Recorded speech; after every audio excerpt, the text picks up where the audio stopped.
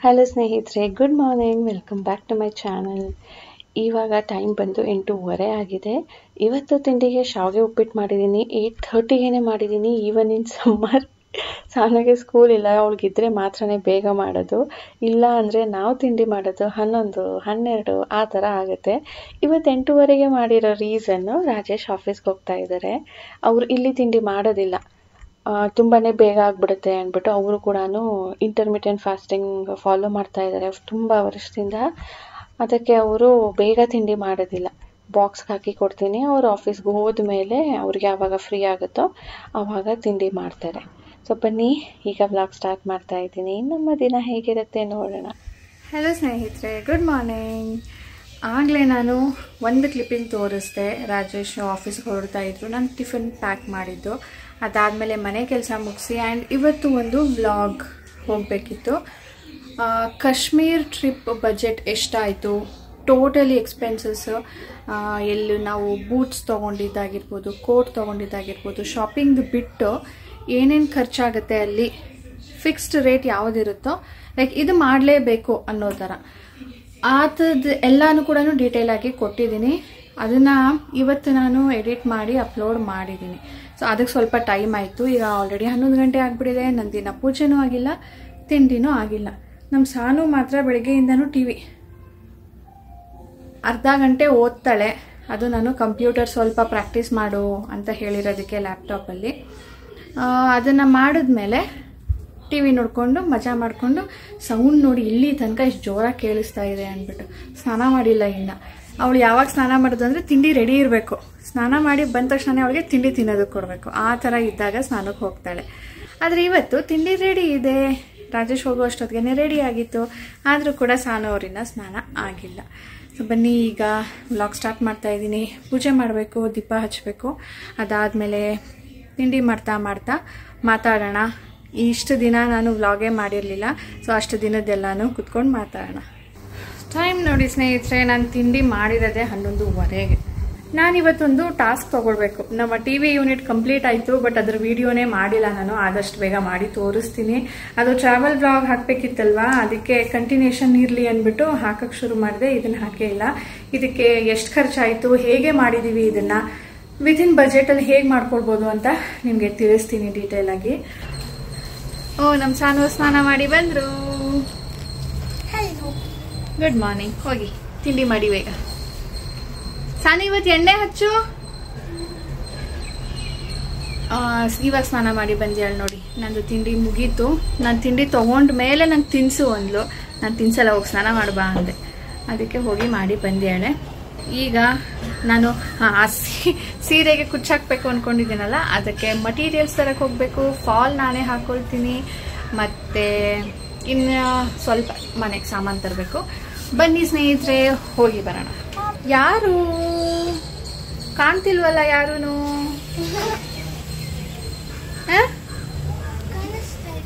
ಕಾಣಿಸ್ತಾ ಇಲ್ಲ ಸಾನು. ಇವಾಗ ನಿನ್ನ ಕೈ ಶೇಕ್ ಆಗ್ತಿರೋದು ಕಾಣ್ತಿದೆ ಅಷ್ಟೆ. ಓಕೆ, ಬಾ ಬೇಗ ಬಾ. ಕಾಶ್ಮೀರಲ್ಲಿ ಪಹಲ್ಗಾಮ್ಗೆ ಹೋಗಬೇಕಾದ್ರೆ ತುಂಬ ಡ್ರೈ ನಟ್ಸ್ದು ಅಂಗಡಿಗಳು ಸಿಗುತ್ತೆ ಅಂತ ನಿಮಗೆ ತಿಳಿಸಿದ್ದೆ. ಅಲ್ಲಿ saffron, dry nuts, dry fruits ಎಲ್ಲನೂ ಮಾರ್ತಾರೆ ಅಂತ ನಾವು ಕೂಡ ತೊಗೊಂಡಿದ್ವಿ. ಇದು ಬ್ಲೂಬೆರ್ರೀಸ್, ಒಂಥರ ಫುಲ್ಲಿ ಡ್ರೈಡ್ ಅಲ್ಲ ಆ್ಯಂಡ್ ಫುಲ್ಲಿ ಫ್ರೆಶ್ ಕೂಡ ಅಲ್ಲ, ತುಂಬ ದಿನ ಇಡ್ಬೋದಂತೆ. ಸೊ ಇದನ್ನು ತೊಗೊಂಡು ಬಂದಿದ್ವಿ. ರಾಜೇಶಿಗೆ ತುಂಬ ಇಷ್ಟ ಆಯಿತು, ಯಾಕಂದರೆ ಇದರಲ್ಲಿ ಯಾವುದು ಶುಗರ್ ಕೋಟಿಂಗ್ ಇರಲಿಲ್ಲ. ಕೆಲವೊಬ್ರು ಏನು ಮಾಡ್ತಾರೆ, ಡ್ರೈ ಮಾಡೋದಕ್ಕೆ ಅಂದ್ಬಿಟ್ಟು ಬೀಜ ಎಲ್ಲ ತೆಗೆದ್ಬಿಟ್ಟು ಅದನ್ನು ಡ್ರೈ ಮಾಡಿ ಶುಗರ್ ಸಿರಪಲ್ಲಿ ನೆನೆಸಿ ಡ್ರೈ ಮಾಡಿರ್ತಾರೆ. ತುಂಬ ದಿನ ಇಡ್ಬೋದಲ್ವಾ, ಇಟ್ಸ್ ಲೈಕ್ ಅ ಪ್ರಿಸರ್ವೇಟಿವ್ ಅಂತ ಹೇಳಿಬಿಟ್ಟು. ಸೊ ಇದರಲ್ಲಿ ಏನೂ ಆ ಥರ ಇರಲಿಲ್ಲ. ತುಂಬ ಇಷ್ಟ ಆಗಿ ಅದನ್ನು ತೊಗೊಂಡ್ವಿ. ಅದರ ಜೊತೆ ಬ್ಲ್ಯಾಕ್ ರೇಸಿನ್ಸ್, ನಾರ್ಮಲ್ ರೇಸಿನ್ಸು ನಾನು ಇಲ್ಲೇ ತೊಗೊಂಡಿದ್ದೆ, ಅದಕ್ಕೆ ಅಲ್ಲಿ ತೊಗೊಳಕ್ಕೆ ಹೋಗಲಿಲ್ಲ. ಬ್ಲ್ಯಾಕ್ ರೇಸಿನ್ಸು ಓಕೆ, ಇಲ್ಲಿ ಇದು ರೇಟಲ್ಲೇ ಇತ್ತು ಎಲ್ಲನೂ. ಡ್ರೈ ನಟ್ಸ್, ಫ್ರೂಟ್ಸ್ ಎಲ್ಲನೂ ಅಷ್ಟೇ ಸ್ನೇಹಿತರೆ. ನಮಗೆ ಅಲ್ಲಿ ಕಡಿಮೆಗೆ ಸಿಗುತ್ತೆ ಅಂತ ಅಲ್ಲ, ಬಟ್ ಕ್ವಾಲಿಟಿ ಚೆನ್ನಾಗಿರುತ್ತೆ ಅಂತ ತೊಗೊಳ್ಬೇಕು. ಈ ಫಿಗ್ಸ್ ಕೂಡ ಅಷ್ಟೇ. ಈಗ ತೆಗೆದ್ನಲ್ವ ಒಂದು 3, ಅದು ಸ್ಮಾಲ್ ಫಿಗ್ಸ್. ಬಾಕಿದೆಲ್ಲ ಕೂಡ ದೊಡ್ಡ ದೊಡ್ಡ ಫಿಗ್ಸ್ ಇದೆ. ಚಿಕ್ಕ ಫಿಗ್ಸ್ ಇಲ್ಲಿ ಯಾವ ರೇಟಿಗೆ ಸಿಗುತ್ತೋ ಅಲ್ಲಿ ನಮಗೆ ದೊಡ್ಡ ಫಿಗ್ಸ್ ಆ ರೇಟಿಗೆ ಸಿಕ್ತು. ಇದು ಅವರು ಬೆಳೆದಿರೋದು ಅಲ್ಲ, ಆಪ್ರಿಕಾಟ್ ಬೆಳೀತಾರೆ ಅವರು. ನನಗೆ ಆಪ್ರಿಕಾಟ್ ತೊಗೊಳೋದನ್ನ ಮರ್ತುಬಿಟ್ಟೆ. ಅದು ನಾವು ಜಾಸ್ತಿ ಬಳಸೋದಿಲ್ವಲ್ಲ, ನೆನಪೇ ಆಗಲಿಲ್ಲ. ಅಲ್ಲಿ ಆಪ್ರಿಕಾಟ್ ಬೆಳೀತಾರೆ, ವಾಲ್ನಟ್ ಬೆಳೀತಾರೆ. ಬಟ್ ಕಡಿಮೆ ಅಂತ ಏನೂ ಇಲ್ಲ, ಗುಡ್ ಕ್ವಾಲಿಟಿ, ಸೇಮ್ ರೇಟಲ್ಲೇ ಸಿಕ್ತು. ಬಟ್ ತುಂಬ ಚೆನ್ನಾಗಿದೆ ವಾಲ್ನಟ್ದು. ನಾನು ದಿನ ಒಂದೊಂದು ತಿಂತಾ ಇದ್ದೀನಿ. ಮೊದಲು ತಿನ್ನೋದಕ್ಕೆ ಕಷ್ಟಪಡ್ತಾ ಇದ್ದೆ ಅದನ್ನು. ಸಾನು ಕೂಡ ಈಸಿಯಾಗಿ ತಿಂತಾಳೆ, ನಾವು ಕೂಡ ತಿಂತೀವಿ. ರಾಜೇಶ್ ಅವ್ರದ್ದು ನಂಬರ್ ಕೂಡ ಇಸ್ಕೊಂಡು ಬಂದಿದ್ದಾರೆ. ಇದು ಎಣ್ಣೆ ಬಿಡುತ್ತಂತೆ, ಸೊ ಅದು ಚೆನ್ನಾಗಿದೆ ಅಂತ ಅರ್ಥ. ಡ್ರೈ ಆಗಿರೋದಿಲ್ಲ, ಫ್ರೆಶ್ ಇರುತ್ತೆ, ಸ್ವಲ್ಪ ದಿನದ್ದು. ಎಣ್ಣೆ ಬರಲ್ಲ ಅಂದರೆ ಅದು ತುಂಬ ದಿನದ್ದು ಅಂತೆ. ನಂಬರ್ ಇಸ್ಕೊಂಡು ಬಂದಿದ್ದಾರೆ, ಕೊರಿಯರ್ ಮಾಡ್ತಾರಂತೆ. 100 ರೂಪೀಸ್ ಏನೋ ಎಕ್ಸ್ಟ್ರಾ ಆಗುತ್ತೆ, ನಾವು ಮಾಡ್ತೀವಿ, ನೀವು ಫೋನ್ ಮಾಡಿ ಅಂತ ಹೇಳಿದ್ದಾರೆ ನಮಗೆ. ಸೊ ಈಗ ಎಲ್ಲಾನು ನಟ್ಸ್ ದಿನ ತಿನ್ನೋಣ ಅಂದ್ಬಿಟ್ಟು ತೆಗೆದಿಡ್ತಾ ಇದ್ದೀನಿ.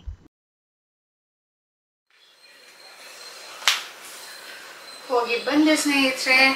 ಏನು ಶಕೆ ಅಂತೀರಾ, ನನಗಂತೂ ಹೆಲ್ಮೆಟ್ ಇಲ್ಲದೆ, ಗಾಗಲ್ಸ್ ಇಲ್ಲದೆ ಹೊರಗಡೆ ಹೋದರೆ ಬರೋ ಅಷ್ಟೊತ್ತಿಗೆ ತಲೆನೋವು ಶುರು ಆಗ್ಬಿಟ್ಟಿರುತ್ತೆ. ಆ್ಯಂಡ್ ಸ್ವಲ್ಪ ನೀರು ಕೂಡ ತೊಗೊಂಡೋಗ್ಬೇಕು, ಜಾಸ್ತಿ ಹೊತ್ತು ಹೊರಗಡೆ ಇರ್ತೀನಿ ಅಂದರೆ. ಇಲ್ಲಾಂದರೆ ಡಿಹೈಡ್ರೇಷನ್ಗೂ ತಲೆನೋವು ಶುರು ಆಗುತ್ತೆ. ಹೆಲ್ಮೆಟ್ ಹಾಕ್ಕೊಂಡೇ ಇರಬೇಕು. ಇಲ್ಲಿಂದ ನಮ್ಮ ಮನೆಯಿಂದ ಜಸ್ಟ್ 2 ಮಿನಿಟ್ಸ್ ಅಂದರೂ ಕೂಡ ನಾನು ಹೆಲ್ಮೆಟ್ ಇಲ್ಲದೆ ಹೋಗೋದಕ್ಕೆ ಆಗೋದಿಲ್ಲ. ಅವತ್ತು ಹೋಗ್ಬಿಟ್ಟು ಸಾಕಾಗೋಯ್ತು, ನನಗೆ ಬಂದ ಮೇಲೆ ನನ್ನ ಡೇನೇ ಹಾಳಾಗೋಯ್ತಲ್ಲಪ್ಪ ಅಂತ ಅನ್ನಿಸ್ತು. ಆಮೇಲೆ ಅನ್ನಿಸ್ತು, ಸಾಧನೆ ಕರ್ಕೊಂಡು ಬರೋದಕ್ಕೆ ಹೋಗ್ತಿದ್ದೆ ಅಲ್ವಾ ನಾನು, ಅವಾಗ ನನಗೇನು ಆಗ್ತಿರ್ಲಿಲ್ವಲ್ಲ, ಯಾಕೆ ಇವಾಗ ಯಾಕೆ ಈ ಥರ ಆಗ್ತಾ ಇದೆ ಅಂತ ಯೋಚನೆ ಮಾಡಿದಾಗ ಆಮೇಲೆ ರಿಯಲೈಸ್ ಆಯಿತು, ನಾನು ಹೆಲ್ಮೆಟ್ ಇಲ್ಲದೆ ಹೋಗಿದ್ದೆ, ಹಾಗಾಗಿ ನನಗೆ ಆ ಥರ ಆಯಿತು ಅಂದ್ಬಿಟ್ಟು 2 ದಿನ ನಾನು ಈ ಥರ ಫೇಸ್ ಮಾಡಿರೋದು. ಅದಕ್ಕೆ ಇನ್ಮೇಲೆ ಎಲ್ಲಿಗೆ ಹೋಗು ಹೆಲ್ಮೆಟ್ ಹಾಕ್ಕೊಂಡು ಹೋಗ್ತಾ ಇರಬೇಕು. ಫ್ಯಾನ್ ಹಾಕ್ಕೊಂಡು ಕೂತ್ಕೊಂಡು ಏನೇನು ತೊಗೊಂಡು ಬಂದಿದ್ದೀನಿ ಅಂತ ತೋರಿಸ್ತೀನಿ. ಫಾಲ್ ಹಾಕೋದಕ್ಕೆ ಫಾಲ್ ತೊಗೊಂಡು ಬಂದಿದ್ನಲ್ಲ, ಅದು ಇವತ್ತೇ ಹಾಕೋಣ ಅಂಥೇಳಿ ನೆನೆಸಿದ್ದೀನಿ ಬಂದ ತಕ್ಷಣವೇ. ಸ್ನೇಹಿತರೆ, ಮೊದಲಿಗೆ ಕುಚ್ಚಾಕೋದಕ್ಕೆ ಅಂದ್ಬಿಟ್ಟು 3 ಕಲರ್ದು ಥ್ರೆಡ್ ತೊಗೊಂಡೆ. ಸ್ಯಾರಿ ಕಲರ್ ಇದು 3 ಇರೋದಲ್ವಾ, ಅದಕ್ಕೆ 3 ಕಲರ್ ತೊಗೊಂಡಿದ್ದೀನಿ. ಆ್ಯಂಡ್ ಇದು ಚೈನ್, ಗೋಲ್ಡ್ ಚೈನ್. ಈ ಥರದ್ದು 2 ಥರ ಬರುತ್ತೆ. ಒಂದು ಮೆಟಲ್ ಚೈನ್ ಇರುತ್ತೆ, ಇನ್ನು ಒಂದು ಹಿಂದಗಡೆ ಈ ಥರ ಪ್ಲಾಸ್ಟಿಕ್ ಇರುತ್ತೆ. ಒಂದು ರೋಗೆ 20 ರೂಪೀಸು. ಇದು ನಾನು 2 ತೊಗೊಂಡಿದ್ದೀನಿ. ನಾನು ಇದನ್ನು ಯಾಕೆ ತೊಗೊಂಡಿದ್ದು ಅಂದರೆ, ಈ ಮೆಟಲ್ ಚೈನ್ ಅಂದರೆ ಈ ಥರದ್ದು ಇರುತ್ತಲ್ವಾ, ಇದು ಕೂಡ ತೊಗೊಂಡಿದ್ದೀನಿ. ಇದು ನಾನು ಮೆಟಲ್ ಚೈನ್ ಇದು ತೊಗೊಂಡಿದ್ದೀನಿ. ಇದು ಈಗ ಅಂತೂ 40 ರೂಪೀಸ್ ಒಂದು ಕಡೆ, ಆದರೆ 50 ರೂಪೀಸ್ ಒಂದು ಕಡೆ. ಆ್ಯಂಡ್ ಸ್ಮಾಲ್, ಇದಕ್ಕಿಂತ ಸ್ವಲ್ಪ ಸಣ್ಣ ಇರುತ್ತೆ, ಅದು ಬೇರೆ ರೇಟು. ಇದು ಬೇರೆ ರೇಟು, ಸ್ವಲ್ಪ ದಪ್ಪ ಇರೋದು. ಇದಕ್ಕಿಂತ ದಪ್ಪದ್ದು ಸಿಗುತ್ತೆ, ಅದು ಬೇರೆ ರೇಟು. ಆಮೇಲೆ ಬಾಲ್ ಚೈನ್ ತೊಗೊಂಡೆ. ನೆಕ್ಸ್ಟ್ ಸಕ್ಕರೆ ಮಣಿ, ಗೋಲ್ಡ್ ಕಲರ್ದು ಸಕ್ಕರೆ ಮಣಿ ತೊಗೊಂಡೆ. ಇದೆಲ್ಲ ಗ್ರಾಮ್ ಲೆಕ್ಕದಲ್ಲಿ ಬರುತ್ತೆ. ನೆಕ್ಸ್ಟ್ ಇದು ದಪ್ಪ ಮಣಿಗಳು ಗೋಲ್ಡ್ ಕಲರ್ದು. ಇದು ಒಂದು ಕುಚ್ಚು ತೊಗೊಳ್ಬೇಕು, 150 ರೂಪೀಸ್ ಒಂದು ಕುಚ್ಚು, 10 ಏನೋ ಇರುತ್ತೆ ಅನ್ಸುತ್ತೆ ಇದರಲ್ಲಿ. ಸೊ ಇಷ್ಟು ತೊಗೊಂಡು ಬಂದೆ. ಸೊ ಬಾಕಿದೆಲ್ಲ ಕೂಡ ಮನೇಲೇ ಇತ್ತು, ಹಾಗಾಗಿ ಜಸ್ಟ್ ಇಷ್ಟು ತೊಗೊಂಡು ಬಂದಿದ್ದೀನಿ. ಈಗ ವರ್ಕ್ ಶುರು ಮಾಡೋಣ, ಅಂದರೆ ಪ್ಲ್ಯಾನಿಂಗ್ ಆದರೂ ಅಟ್ಲೀಸ್ಟ್ ಹೆಂಗೆ ಬೇಕು ಅಂತ. ಬನ್ನಿ, ಈಗ ಸದ್ಯಕ್ಕೆ ಸೀರೆಗೆ ಮಾಡಬೇಕು ಅಂತ ಇದ್ದೀನಿ. ಸೀರೆಗೆ ಹೇಗಿದ್ರು ನಾನು ಫಾಲ್ ನೆನೆಸಾಕಿದ್ದೀನಲ್ಲ, ಇನ್ನೊಂದು ಹಾಫ್ ಆನ್ ಅವರ್ ಆದಮೇಲೆ ಅದನ್ನು ಒಣಗಿಸ್ತೀನಿ. ವಿತಿನ್ ಹಾಫ್ ಆನ್ ಅವರ್ ಅದು ಕೂಡ ಒಣಗಿಬಿಡುತ್ತೆ. ಅಲ್ಲಿ ತನಕ ಪ್ಲ್ಯಾನಿಂಗ್ ಮಾಡೋಣ ಬನ್ನಿ. ಸ್ನೇಹಿತರೆ, ಎಣ್ಣೆ ಹಚ್ಚಿದೆ. ಯಾಕೆ ಅಂದರೆ ಯಾಕೋ ಲೈಟಾಗಿ ತಲೆನೋವು ಶುರು ಆಗ್ತಾಯಿತ್ತು. ಎಣ್ಣೆ ಹಚ್ಚಿ ನೋಡೋಣ ಅಂದ್ಬಿಟ್ಟು ಹಚ್ಚಿದ್ದೀನಿ. ಎಣ್ಣೆ ಹಚ್ಚಿದ್ದೀನಿ, ನೀರು ಕುಡ್ದಿದ್ದೀನಿ, ಫ್ಯಾನ್ ಕೆಳಗಡೆ ನಿಂತಿದ್ದೀನಿ. ನೋಡಬೇಕು ಏನಾಗುತ್ತೆ ಅಂತ ಹೇಳ್ಬಿಟ್ಟು. ಬರೀ ಹಾಫ್ ಒಂಥರ ಮೈಗ್ರೇನ್ ಥರನೇ ಬಿಸಿಲಿಗೆ. ಓಕೆ, ಇನ್ನು ನಿಮ್ಮ ಜೊತೆ ನಾನು ಕಾಶ್ಮೀರಿಂದ ತಂದಂಥ ವಸ್ತುಗಳ ಬಗ್ಗೆ ನಿಮ್ಮ ಜೊತೆ ಶೇರ್ ಮಾಡಬೇಕಿತ್ತು. ಮತ್ತು ಇನ್ನೂ ಒಂದು ಇಂಪಾರ್ಟೆಂಟ್ ವಿಷಯ ನಾನು ನಿಮ್ಗೆ ಹೇಳೇ ಇರಲಿಲ್ಲ. ನಾವು ಕಾಶ್ಮೀರಲ್ಲಿದ್ದಾಗ 3 ಟೆಂಪಲ್ ವಿಸಿಟ್ ಮಾಡಿದ್ವಿ. ಒಂದು ಶಂಕರಾಚಾರ್ಯ ಟೆಂಪಲ್ಲು, ನೀವೆಲ್ಲ ನೋಡಿದ್ದೀರಾ. ಶ್ರೀನಗರ್ ಸೈಟ್ ಸೀಯಿಂಗಲ್ಲಿ ನಾವು ಅಲ್ಲಿಗೆ ಫಸ್ಟ್ ಹೋಗಿದ್ದು. ಅದು ಕೂಡ ಶಿವಂದು ದೇವಸ್ಥಾನ ಚೆನ್ನಾಗಿದೆ, ಲಿಂಗ ಇದೆ, ಗರ್ಭಗುಡಿ ಒಳಗಡೆ ಬಿಡ್ತಾರೆ, ದರ್ಶನ ಮಾಡಿ ಬರ್ಬೋದು. ನೆಕ್ಸ್ಟು ಶ್ರೀನಗರದಲ್ಲೇ ಒಂದು ದುರ್ಗಾನಾಗ್ ಅಂತ ದೇವಸ್ಥಾನ ಇದೆ. ಇದು ತುಂಬ ಪಾಪ್ಯುಲರ್ ಅಲ್ಲ, ಅಂದರೆ ಅಲ್ಲಿ ಲೋಕಲ್ಸ್ ಯಾರು ಇರ್ತಾರಲ್ವ ಅವ್ರು ಹೋಗೋದಕ್ಕೆ ಅಂದ್ಬಿಟ್ಟು ಅದು ಚಿಕ್ಕ ಟೆಂಪಲ್ಲು.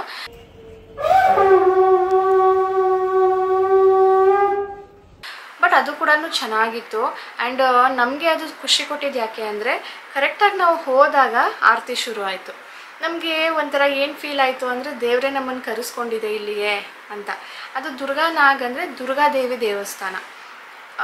ಅಲ್ಲಿ ಗರ್ಭಗುಡಿ ಒಳಗಡೆನೇ ಬಿಡ್ತಾರೆ, ಅಲ್ಲೂ ಹೋಗಿ 3 ದಿನ ಮುಟ್ಟಿ ನಮಸ್ಕಾರ ಮಾಡಿ ಬರ್ಬೋದು. ಆಮೇಲೆ ಅಲ್ಲೇ ಒಂದು ವಿಶಿಂಗ್ ವೆಲ್ ಇತ್ತು. ವಿಶಿಂಗ್ ವೆಲ್ಲಲ್ಲಿ ಯಾರೋ ಒಬ್ರು ನಾವು ಹೋದಾಗಲೇ ಒಬ್ಬರು ಬಂದಿದ್ದರು. ಅವ್ರು ಹೇಳಿದರು ನಾನು ಏನೇ ಮನಸ್ಸಲ್ಲಿ ಇಟ್ಕೊಂಡು ಕೇಳ್ಕೊಂಡ್ರು ಅದು ನಡೆಯುತ್ತೆ ನನಗೆ ಇಲ್ಲಿ ಅಂತ ಹೇಳ್ಬಿಟ್ಟು. ವಿಶಿಂಗ್ ವೆಲ್ ಅಂದರೆ ದೊಡ್ಡ ವೆಲ್ ಅಲ್ಲ, ಜಸ್ಟ್ ಒಂದು ಸ್ಕ್ವೇರ್ ಶೇಪಲ್ಲಿ ಇದೆ. ಅಲ್ಲಿಂದ ನೀರು ಯಾವಾಗಲೂ ನೀರು ಬರ್ತಾ ಇರುತ್ತೆ, ಉತ್ಪತ್ತಿ ಆಗ್ತಾ ಇರುತ್ತೆ. ಅದು ಹರಿದು ಅದ್ರ ಮುಂದಗಡೆ ಒಂದು ಶಿವನ ಲಿಂಗ ಇದೆ, ಅಲ್ಲಿ ಸ್ಥಾಪನೆ ಮಾಡಿದ್ದಾರೆ. ಸೊ ಅದ್ರ ಸುತ್ತಮುತ್ತ ನೀರಿರುತ್ತೆ. ಅಲ್ಲಿಗೆ ಒಂದು ಇಬ್ಬರೇನೋ ಬಂದಿದ್ರು ನಾವು ಹೋದಾಗ. ಸೊ ನೀರು ಎಗರಿಸ್ತಾ ಇದ್ರು. ಅದನ್ನ ನೋಡಿಬಿಟ್ಟು ರಾಜೇಶ್ ಬಾ ನಾವು ಒಂಥರ ಅಭಿಷೇಕ ಆದಂಗೆ ಆಗುತ್ತೆ ಅನಿಸುತ್ತೆ, ಬಾ ಮಾಡೋಣ ಅಂದ್ಬಿಟ್ಟು. ಸೊ ನಾವು ಕೂಡ ನೀರು ಎಗರಿಸಿದ್ವಿ, ಅಭಿಷೇಕ ಮಾಡಿದ್ವಿ, ದುರ್ಗಾ ದೇವಿದು ದರ್ಶನ ಮಾಡಿದ್ವಿ. ಅಲ್ಲಿ ಗಣೇಶಂದು ಕೂಡ ಮೂರ್ತಿ ಇತ್ತು, ಕೃಷ್ಣಂದು ಮೂರ್ತಿ ಇತ್ತು. ದರ್ಶನ ಮಾಡಿಕೊಂಡು ಅವತ್ತು ಬಂದ್ವಿ. ಇದು ನಾವು ಯಾವತ್ತು ಹೋಗಿದ್ದು ಅಂದರೆ ಶ್ರೀನಗರ್ ಸೈಟ್ ಸೀಯಿಂಗೇನೆ, ಅಲ್ಲೇ ಇದ್ವಲ್ಲ ಅವತ್ತು. So on the way to hotel ನಮಗೆ ಶ್ರೀನಗರ್ ಮೇನ್ ರೋಡಲ್ಲೇ ದುರ್ಗಾನಾಗ್ ಅಂದ್ಬಿಟ್ಟು ದಲ್ ಲೇಕ್ ಮೇನ್ ರೋಡಲ್ಲಿ ದೇವಸ್ಥಾನ ಇದ್ದಿದ್ದು. ನಮ್ಮ ಡ್ರೈವರ್ ಅವರು ನಾವು ಅವ್ರಿಗೆ ದೇವಸ್ಥಾನ ಇಲ್ಲಿ ಯಾವುದಾದ್ರೂ ಇದೆಯಾ ಅಂತ ಕೇಳ್ತಾ ಇದ್ವಿ. ಆವಾಗ ಅವರು ಹಾಂ ಅಲ್ಲಿದೆ ಬನ್ನಿ ಅಂತ ಕರ್ಕೊಂಡೋಗಿದ್ರು. 7 ಗಂಟೆಗೇನೋ ಆರತಿ ಇತ್ತು. ಅದು ಅಲ್ಲಿ CRPF ಇದ್ದರು. ಯಾವುದೇ ಹಿಂದೂ ಟೆಂಪಲ್ ಇರಲಿ ಅಲ್ಲಿ CRPF ಇರ್ತಾರೆ, ಗಲಾಟೆ ಆಗ್ಬೋದು ಅಂತ ಹೇಳ್ಬಿಟ್ಟು ಸೆಕ್ಯೂರಿಟಿ ಫುಲ್ ಇರುತ್ತೆ. ಮತ್ತು ಇನ್ನೂ ಒಂದು 3ನೇ ದೇವಸ್ಥಾನ ಶ್ರೀನಗರ್ ಟು ಸೋನ್ಮರ್ಗ್ ಹೋಗಬೇಕಾದ್ರೆ, ನಾವು ಹೋಗಬೇಕಾದ್ರೆ ಹೋಗಲಿಲ್ಲ, ಬರಬೇಕಾದ್ರೆ ಹೋಗಿದ್ವಿ. ಬರಬೇಕಾದ್ರೆ ಅಲ್ಲಿ 4:15ಗೆ ಕ್ಲೋಸ್ ಆಗುತ್ತಂತೆ. ಬಟ್ 7 ಗಂಟೆ ತನಕನೂ ಯಾರೇ ಬಂದ್ರೂ ಒಳಗಡೆ ಬಿಡ್ತಾಯಿದ್ರು. ಅಲ್ಲೂ ಕೂಡ CRPF ಸೆಕ್ಯೂರಿಟಿ ಇರುತ್ತೆ. ಆ್ಯಂಡ್ ಅದು ತುಂಬ ದೊಡ್ಡ ದೇವಸ್ಥಾನ. ಅದು ಎಷ್ಟು ಫೇಮಸ್ ಅಂದರೆ ಡೆಲ್ಲಿಯಿಂದ ಪೊಲಿಟಿಷಿಯನ್ಸ್ ಎಲ್ಲರೂ ಬರ್ತಾರಂತೆ ಅಲ್ಲಿಗೆ. ನಾವೇನೇ ಕೇಳ್ಕೊಂಡ್ರು ಆಗುತ್ತೆ ಅಂತ ಹೇಳಿಬಿಟ್ಟು. ಅದು ಖೀರ್ ಭವಾನಿ ಮಾತಾ ಅಥವಾ ಖೀರ್ ಮಾತಾ ಭವಾನಿ ಅಂತ ಏನೋ ಒಂದು ಟೆಂಪಲ್ ಹೆಸರು. ಅಲ್ಲಿ ಒಬ್ರು ನಮಗೆ ಲೋಕಲಲ್ಲಿ ಅವರು ಡೆಲ್ಲಿ ಬೇಸ್ಡ್, ಬಟ್ ಅವರ ಪೂರ್ವಜರು ಕಾಶ್ಮೀರಲ್ಲಿ ಇದ್ರಂತೆ. ಅವ್ರು ಹೇಳಿದ ಪ್ರಕಾರ ಇದು ಹನುಮಾನ್ಗೆ ಪಾರ್ವತಿ ಕನ್ಸಲ್ಲಿ ಬಂದುಬಿಟ್ಟು ನಾನು ಈ ಥರ ನೀರು ಒಳಗಡೆ ಇದ್ದೀನಿ, ನನಗೆ ಇಲ್ಲಿ ತೆಗೆದು ಸ್ಥಾಪನೆ ಮಾಡು ಅನ್ನೋ ಥರ ಒಂದು ಸ್ಟೋರಿ ಹೇಳಿದ್ರು ಅವರು. ಸೊ ಅವತ್ತಿಂದ ಅಲ್ಲಿ ಪೂಜೆ ನಡೀತಾ ಇರೋದಂತೆ. ಆ ಗರ್ಭಗುಡಿ ಹೇಗಿದೆ ಅಂದರೆ ಚಿಕ್ಕದೇ ಇರೋದು, ಅದು ನೀರು ಮಧ್ಯ ಕಟ್ಟಿದ್ದಾರೆ, ನೀರು ಮಧ್ಯ ಇದೆ. ಅಲ್ಲಿ ಬ್ರಿಡ್ಜ್ ಥರ ಇರಬೇಕೇನೋ. ನಾವು ಅಲ್ಲಿ ತುಂಬ ಜನ ನಿಂತಿದ್ರು ಮುಂದೆ ನಾವು ಹೋದಾಗ. ಆವಾಗ ತಾನೇ ಆರತಿ ಶುರುವಾಗಿತ್ತು, ಅದಕ್ಕೆ ಕಾಣಲಿಲ್ಲ ಜಾಸ್ತಿ. ಬಟ್ ಆ ದೇವಸ್ಥಾನದ ಗರ್ಭಗುಡಿ ಸುತ್ತಲೂ ಒಂದು ಪಾಂಡ್ ಥರ ಇದೆ. ನಾನು ಹೇಳಿದ್ನಲ್ಲ ಇಲ್ಲಿ ನೀರು ಉತ್ಪತ್ತಿ ಆಗ್ತಿತ್ತು ಅಂತ, ಅದೇ ಥರ ಅಲ್ಲೂ ಇತ್ತು. ಅವತ್ತು ತುಂಬ ಮಳೆ ಬರ್ತಾ ಇತ್ತು. ಸೋನ್ಮರ್ಗಿಂದ ಬರಬೇಕಾದ್ರೆ ತುಂಬ ಚಳಿ, ಮಳೆ. ನನಗೆ ಆಲ್ರೆಡಿ ಗಂಟ್ಲು ನೋವು ಶುರು ಆಗಿಬಿಟ್ಟಿತ್ತು. ಸೊ ಅದು ಮೇನ್ ರೋಡಿಂದ 12 ಕಿಲೋಮೀಟರ್ಸ್ ಒಳಗಡೆ ಇದೆ ಖೀರ್ ಮಾತಾ ಭವಾನಿ ಅಂತ. ಗೂಗಲಲ್ಲಿ ಸರ್ಚ್ ಮಾಡಿದ್ರು ಸಿಗುತ್ತೆ ನಿಮಗೆ. ಟ್ಯಾಕ್ಸಿ ಡ್ರೈವರ್ಸ್ ಕರ್ಕೊಂಡು ಹೋಗೋದಿಲ್ಲ, ಯಾಕಂದರೆ ಅಲ್ಲಿಗೆ ಹೋಗಿ ಬರೋದು ಎಕ್ಸ್ಟ್ರಾ ಆಗುತ್ತಲ್ವ ಅಂದ್ಬಿಟ್ಟು ಒಂದು 500 ರೂಪಾಯಿ ಎಕ್ಸ್ಟ್ರಾ ಕೊಟ್ಬಿಟ್ಟು ಹೋಗಿ ಬರೋಣ ನಡೀರಿ ಅಂದರೆ ಒಪ್ಕೋತಾರೆ. ಅಂದರೆ ಕಾಶ್ಮೀರಲ್ಲಿ ಇರಬೇಕಾದ್ರೆ ನಾವು ದೇವಸ್ಥಾನಕ್ಕೆ ವಿಸಿಟ್ ಮಾಡಿದ್ವಲ್ಲ ಅಂತ ಒಂಥರ ಖುಷಿ. ಸೊ ಈಗ ನಾನು ಏನೇನು ತೊಗೊಂಡೆ ಅಂತ ತಿಳಿಸ್ತೀನಿ. ಡ್ರೈ ನಟ್ಸ್ ತೋರಿಸ್ದೆ ನಾನು, ಅದ್ರ ಜೊತೆ ಸ್ಯಾಫ್ರನ್ ಮತ್ತು ಸಾವೆನಿಯರ್ ಆಗಿ ಬೋಟ್ ತೊಗೊಂಡಿದ್ದೀನಿ. ಶಾಲ್ ಎಲ್ಲ ತೊಗೊಂಡಿಲ್ಲ, ಯಾಕಂದರೆ ನಮ್ಮಲ್ಲಿ ಯಾರೂ ಯೂಸ್ ಮಾಡೋದಿಲ್ಲ, ಯಾರೂ ತೆಗೆದು ನೋಡೋದಿಲ್ಲ ಅದನ್ನು. ಅದಕ್ಕೆ ಅಟ್ಲೀಸ್ಟ್ ಶೋಗಾದರೂ ಇಡ್ಬೋದಲ್ವಾ, ಆ್ಯಂಡ್ ಅದನ್ನು ಯೂಸ್ ಆದರೂ ಮಾಡ್ತಾರೆ ಅಂದ್ಬಿಟ್ಟು ಸ್ಯಾಫ್ರನ್ ಮತ್ತು ಬೋಟ್ಗಳನ್ನ ತೊಗೊಂಡಿರೋದು. ನಾನು ಸಾನುಗೆ ಇದು ತೊಗೊಂಡೆ. ಇದು ಸಾನೂ ಹಾಕ್ಬೋದು, ನಾನು ಹಾಕ್ಬೋದು. ಇದಕ್ಕೆ ಅವರು 450 ಅಂದರು, ನಾನು 350 ಏನೋ ಕೊಟ್ಟೆ. ನೆಕ್ಸ್ಟು ಪಶ್ಮೀನಾ ಶಾಲ್ ಅಂತ ಅವರು ಏನು ನಮಗೆ 1,500 ಏನೋ ಕೊಟ್ಟರು. ಅದು ನಿಮ್ಮಲ್ಲಿ ಹೇಳಿದ್ದು ಪಶ್ಮೀನಾ ಶಾಲು ಅಷ್ಟು ಕಡಿಮೆಗೆ ಸಿಗೋದಿಲ್ಲ ಅಂದ್ಬಿಟ್ಟು. ಅದಕ್ಕೆ ನನಗೆ ಅದ್ರ ಬಗ್ಗೆ ನಾಲೆಜ್ ಇಲ್ಲ ಅಲ್ವಾ, ಅದಕ್ಕೆ ನಾನು ತೊಗೊಳೋದಿಲ್ಲ ಎಲ್ಲಾದರೂ ಹೋದಾಗ. ಅವರು ಏನೋ ಒಂದು ನಮ್ಮ ಮುಂದೆ ಇಟ್ಬಿಟ್ಟು ಇದೇ ಪಶ್ಮೀನಾ ಅಂದರೆ ನಮ್ಗೆ ಹೇಗೆ ಗೊತ್ತಾಗುತ್ತೆ? ಮೇ ಬಿ ನಾನು ಮೋಸ ಹೋಗಿರ್ಬೋದು, ಬಟ್ ನನಗೆ ಅದ್ರ ಬಗ್ಗೆ ನಾಲೆಜೇ ಇರಲಿಲ್ಲ. ಅವರು ಇದೇ ಪಶ್ಮೀನಾ ಅಂದರೆ ಹಾಂ ಸರಿ ಅಂದ್ಕೊಂಡು ನಂಬ್ಕೊಂಡು ತೊಗೊಂಡು ಬಂದೆ. ಆ್ಯಂಡ್ ಅವ್ರು ಏನು ಹೇಳಿದ್ದು ಅಂದರೆ ನಮ್ಮದು ಫ್ಯಾಕ್ಟ್ರಿ ಔಟ್ಲೆಟ್ಟು, ನೀವು ಇದೇ ಶಾಲ್ನ ನೀವು ಹೊರಗಡೆ ತೊಗೊಳ್ತೀನಿ ಅಂದರೆ ಆರಾಮಾಗಿ ನಿಮಗೆ 4-5 ಸಾವಿರ ಹೇಳ್ತಾರೆ ಅಂತ ಹೇಳಿದ್ರು ಅವರು. ಅಂದರೆ ನಾವು ಬಿಲ್ ಮಾಡಿ ಬರಬೇಕಾದ್ರೆ ನೀವು ಫ್ಯಾಕ್ಟ್ರಿ ಔಟ್ಲೆಟ್ ಅಂತೀರಲ್ಲ, ಹೊರಗಡೆ ಎಷ್ಟಿರುತ್ತೆ ಅಂದಾಗ ಅವರು ಆ ಥರ ಹೇಳಿದ್ರು. ಇದನ್ನು ಹೇಗೆ ಟೆಸ್ಟ್ ಮಾಡಬೇಕು ಅಂತ ನಾನು ಗೂಗಲ್ ಸರ್ಚ್ ಮಾಡ್ತಾ ಇದ್ದೆ. ಅವರು ಮಾಡಿದ್ದೇನೆಂದರೆ, ನನಗದು ಮಾಡೋದಕ್ಕೆ ಭಯ, ಹರಿದೇ ಬಿಟ್ಟಿದ್ರು ಅವರು ಒಂದು ಪೆನ್ನು ತಗೊಂಡು ಈ ಥರ ಹೋಲ್ ಮಾಡಿದರು, ಅಂದರೆ ದೊಡ್ಡ ಹೋಲ್ ಮಾಡಿದರು.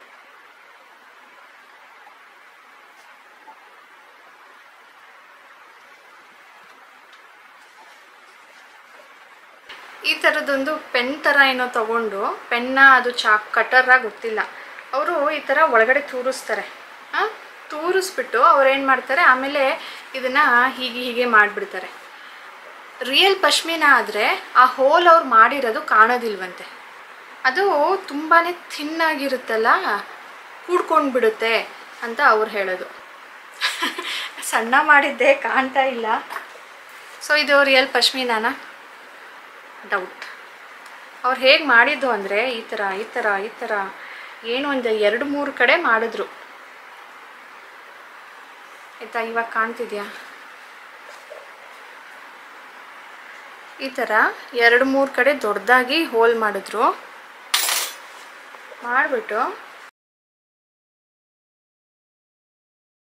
ಹೀಗೆ ಮಾಡಿದ್ರು. ಸೊ ಹೋಲ್ ಎಲ್ಲನೂ ಕ್ಲೋಸ್ ಆಗೋಯ್ತು. ಸೊ ಇಲ್ಲೂ ಕ್ಲೋಸ್ ಆಯಿತು. ಸೊ ಅದೊಂದು ಟೆಸ್ಟ್. ಪ್ಯೂರ್ ಪಶ್ಮಿನಾನ ಇಲ್ವಾ ನೀವೇ ಹೇಳಬೇಕು. ನೀವೇನಾದರೂ ಟೆಸ್ಟ್ ಗೊತ್ತಿದ್ರೆ ನಿಮಗೆ ತಿಳಿಸಿ.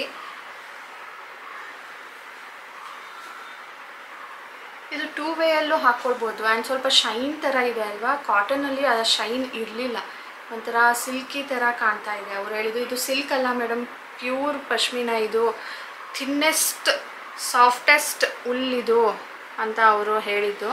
ಸೊ ಈ ಥರ ಇದೆ. ಇನ್ನು ನನಗೆ ಶಾಪ್ ಮಾಡೋದಕ್ಕೆ ಟೈಮೇ ಸಿಗಲಿಲ್ಲ. ನಾವು ಸೋನ್ಮರ್ಗ್ ಆ್ಯಂಡ್ ಗುಲ್ಮರ್ಗಿಗೆ ಹೋದಾಗ ಮಾತ್ರ ನಮಗೆ 8 ಗಂಟೆ ಅಷ್ಟೊತ್ತಿಗೆ ಶ್ರೀನಗರಕ್ಕೆ ತಲುಪಿದ್ದು. ಅವತ್ತಿನ ದಿನ ನನಗೆ ಹುಷಾರಿರ್ಲಿಲ್ವಲ್ಲ ಅಂದ್ಬಿಟ್ಟು ಹೋಗಲಿಲ್ಲ. ನಾಳೆ ಹೋಗೋಣ ಬಿಡು, ಸ್ವಲ್ಪ ರೆಸ್ಟ್ ಮಾಡಿ ಅಂತ. ಗುಲ್ಮರ್ಗಿಂದ ಬರೋ ಅಷ್ಟೊತ್ತಿಗಂತೂ ಮಧ್ಯಾಹ್ನ 2 ಗಂಟೆಗೆ ಬಂದುಬಿಟ್ವಿ. ಆದರೆ ನನಗೆ ರಾಜೇಶ್ಗೆ ಇಬ್ಬರಿಗೂ ಸಖತ್ ಜ್ವರ ಬಂದುಬಿಟ್ಟಿತ್ತು. ಜ್ವರ, ಮೈಕೈ ನೋವು, ಕೆಮ್ಮಲು. ನಾನು ಟ್ಯಾಬ್ಲೆಟ್ ಎಲ್ಲ ತೊಗೊಂಡೋಗಿದ್ದು ತಿಂದಿದ್ದೆ, ಆದರೂ ಕೂಡ ಅದು ಸಾಕಾಗ್ತಾ ಇಲ್ಲ. 2 ದಿನ ತೊಗೊಳ್ತಾ ಇದ್ದೀನಿ, ಏನೂ ಆಗ್ತಾಯಿಲ್ಲ ಅಂದ್ಬಿಟ್ಟು ಅಲ್ಲೇ ಆ್ಯಂಟಿಬಯೋಟಿಕ್ ತರಿಸಿ ಇಬ್ಬರು ತೊಗೊಂಡಿದ್ವಿ. ನಮ್ಗವತ್ತು ಅಲ್ಲಾಡೋಕ್ಕೆ ಆಗಲಿಲ್ಲ. ಏನು ಅಂದರೆ ಒಂಥರ ಚೆಸ್ಟ್ ಕಂಜೆಷನ್ ಆಗ್ತಾಯಿತ್ತು. ಕೆಮ್ಮು ಎಷ್ಟು ಸಿವಿಯರ್ ಇತ್ತು ಅಂದರೆ, ನಾನು ಏರ್ಪೋರ್ಟಿಂದ ಬಂದ ತಕ್ಷಣವೇ ಹೋಗ್ಬಿಟ್ಟು ತೋರಿಸ್ಕೊಂಡು 5 ದಿನ ಟ್ಯಾಬ್ಲೆಟ್ ತೊಗೊಂಡಿದ್ದೀನಿ. ಅದಾದಮೇಲೆ ಕಡಿಮೆ ಆಗಿದ್ದು ನನಗೂ ರಾಜೇಶ್ಗೆ. ಸಖತ್ ಟಫ್ ಡೇಸ್ ಇತ್ತು. ಅಂದರೆ ಎಕ್ಸ್ಟ್ರೀಮ್ಲಿ ಹಾಟ್, ಅಲ್ಲಿ ಫುಲ್ ಕೋಲ್ಡು, ಎರಡೂ ವೆದರ್ ಚೇಂಜ್ ಆಗಿಬಿಟ್ಟು ಲೈಫ್ ಟೈಮ್ ಎಕ್ಸ್ಪೀರಿಯನ್ಸ್ ಆಗೋಯ್ತು ನಮಗೆ. ಇದು ಯಾವಾಗಲೂ ನಾನು ಮರೆಯೋಂಗಿಲ್ಲ, ಈ ಥರ ಆಗಿತ್ತು ಅಂತ ಹೇಳ್ಬಿಟ್ಟು. ಅಷ್ಟು ಸಿವಿಯರ್ ಆಗಿಬಿಟ್ಟಿತ್ತು. ಇವತ್ತು ರಾಜೇಶ್ ಇಲ್ವಲ್ಲ ಊಟ ಮಾಡೋದಕ್ಕೆ, ಅವ್ರೇನು ಬರೋದಿಲ್ಲ ಊಟಕ್ಕೆ. ಅದಕ್ಕೆ ನಾವು ಸಿಂಪಲ್ಲಾಗಿ ಪಾಸ್ತಾ ಮಾಡ್ಕೊಳ್ತಾ ಇದ್ದೀವಿ. ಎಷ್ಟು ಸಿಂಪಲ್ ಅಂದರೆ ಸ್ನೇಹಿತರೆ, ಪಟಾಪಟ್ ಮಾಡಿಬಿಡ್ಬೋದು. ಇದಕ್ಕೆ ಅಲ್ಲಿ ಬೇಯಕ್ಕೆ ಇಟ್ಬಿಟ್ಟು ಈ ಕಡೆ ರೆಡಿ ಮಾಡ್ಕೊಳ್ಳೋಕೆ ಶುರು ಮಾಡಿದೆ. ಈರುಳ್ಳಿ, ಎಣ್ಣೆಯಲ್ಲಿ ಬಾಡಿಸ್ಕೊಂಡಿದ್ದೀನಿ. ಸ್ವಲ್ಪ ಚಿಲ್ಲಿನ ಹಾಕ್ಕೊಂಡಿದ್ದೀನಿ. ಚಿಲ್ಲಿನ ಸ್ಕಿಪ್ ಮಾಡಿಬಿಟ್ಟು ಚಿಲ್ಲಿ ಪೌಡರ್ ಕೂಡ ಹಾಕ್ಕೊಳ್ಬೋದು. ಇದಕ್ಕೆ ಸ್ವಲ್ಪ ಫ್ಲೇವರ್ಗೆ ಸಾಂಬಾರು ಪುಡಿನ ಹಾಕ್ಕೊಂಡಿದ್ದೀನಿ, ಉಪ್ಪು ಹಾಕಿದ್ದೀನಿ, ಅರಿಶಿನ ಹಾಕಿದ್ದೀನಿ, ಇಷ್ಟೇ. ಇದಕ್ಕೆ ಟೊಮ್ಯಾಟೊನ ಕಟ್ ಮಾಡಿ ಹಾಕಿಬಿಟ್ಟು ಅದು ಸಾಫ್ಟ್ ಆಗೋ ತನಕನೂ ಫ್ರೈ ಮಾಡಿಕೊಂಡು ಆಮೇಲೆ ನೀವು ಪಾಸ್ತಾ ಸೇರಿಸ್ಬೋದು. ಬಟ್ ಅದು ಟೈಮ್ ಕನ್ಸ್ಯೂಮಿಂಗ್ ಅಂದ್ಬಿಟ್ಟು ಒಂದು 2 ಜಾಮೂನ್ ಟೊಮ್ಯಾಟೊನ ರುಬ್ಕೊಂಡ್ಬಿಟ್ಟಿದ್ದೀನಿ. ನೀರೇನು ಹಾಕಿಲ್ಲ, ಹಾಗೆ ಚೆನ್ನಾಗಿ ನುಣ್ಣಗೆ ರುಬ್ಕೊಂಡಿದ್ದೀನಿ. ಇದು ಈಗ ಕುದಿ ಬರಬೇಕು, ಒಂದು ಕುದಿ ಬರಲಿ. ಆಮೇಲೆ ಇದಕ್ಕೆ ಪಾಸ್ತಾ ಸೇರಿಸ್ಬಿಟ್ಟು ಮಿಕ್ಸ್ ಮಾಡಿ ಒಂದು 5-10 ನಿಮಿಷ ಸಣ್ಣ ಉರಿಯಲ್ಲಿ ಬಿಟ್ಬಿಟ್ರೆ ಸಾಕು, ರೆಡಿ ಆಗುತ್ತೆ. ಲಾಸ್ಟಲ್ಲಿ ಕೊತ್ತಂಬರಿ ಸೊಪ್ಪು ಹಾಕ್ಕೊಳ್ಬೇಕು. ಸ್ನೇಹಿತರೆ, ಎಷ್ಟು ಟೇಸ್ಟಿಯಾಗಿತ್ತು ಅಂದರೆ, ಸಾನು ಹೇಳ್ತಾ ಇದ್ದೆ ಏನೂ ಜಾಸ್ತಿ ಮಾಡಿಲ್ಲ ಮಗಳೇ, ಎಷ್ಟು ಸಿಂಪಲಾಗಿ ಮಾಡಿದ್ದೀನಿ, ಆದರೂ ತುಂಬ ಚೆನ್ನಾಗಿದೆ ಅಲ್ವಾ ಟೇಸ್ಟ್ ಅಂತ. ಇದು ಪಾಸ್ತಾ ಕೂಡ ಮೈದಾದಲ್ಲ, ಗೋಧಿದು, ಹಾಗಾಗಿ ಹೆಲ್ದಿ ಅಂದ್ಬಿಟ್ಟು ನಾವು ತಿನ್ಬೋದು. ನನಗೂ ಸಾನಿಗೂ ಇವತ್ತು ಇದೇ ಊಟ. ಸೊ ಇವತ್ತಿನ ವ್ಲಾಗ್ ಸ್ನೇಹಿತರೆ ಇದರೊಂದಿಗೆ ಎಂಡ್ ಮಾಡ್ತೀನಿ. ಸಿಗೋಣ ನೆಕ್ಸ್ಟ್ ವ್ಲಾಗ್ನೊಂದಿಗೆ. ಅಲ್ಲಿ ತನಕ ನೀವು ಇವತ್ತಿನ ವಿಡಿಯೋ ಇಷ್ಟ ಆಗಿದ್ರೆ ಪ್ಲೀಸ್ ಲೈಕ್ ಬಟನ್ ಕ್ಲಿಕ್ ಮಾಡೋದನ್ನು ಮರಿಬೇಡಿ. ಶೇರ್ ಮಾಡಿ. ಆ್ಯಂಡ್ ವಿದೌಟ್ ಸಬ್ಸ್ಕ್ರೈಬಿಂಗ್ ನೋಡ್ತಾ ಇದ್ದರೆ ಪ್ಲೀಸ್ ಸಬ್ಸ್ಕ್ರೈಬ್ ಮಾಡ್ಕೊಳ್ಳಿ. ಬಾಯ್ ಬಾಯ್ ಸ್ನೇಹಿತರೆ.